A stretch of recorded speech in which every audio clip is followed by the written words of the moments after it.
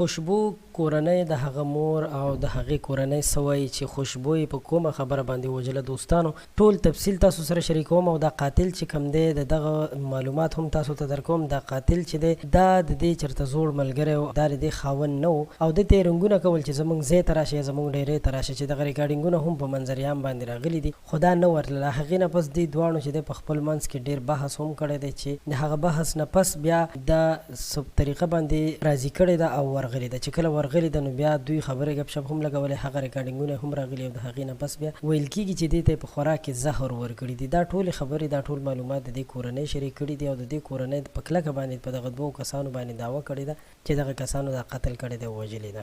دوستانو دا د خوشبو باره کې معلومات او خوشبو څو ورځې وړاندې چې دی په ډېر بېدردۍ سره په نوښار کې وژل شوې وه او هغه چې دی د هغې کورنۍ چې دی وایي چې موږ ډېر زیات په غم او درد کې یو ځکه چې زموږ ملا دغه سړي ماته کړه. نو د خوشبو باره کې تازه ترین اپډیټ چې تاسو سره مو شریک کړل. آینده ویډیوګانو کې به نور معلومات هم تاسو ته درکوو. ډېره مننه.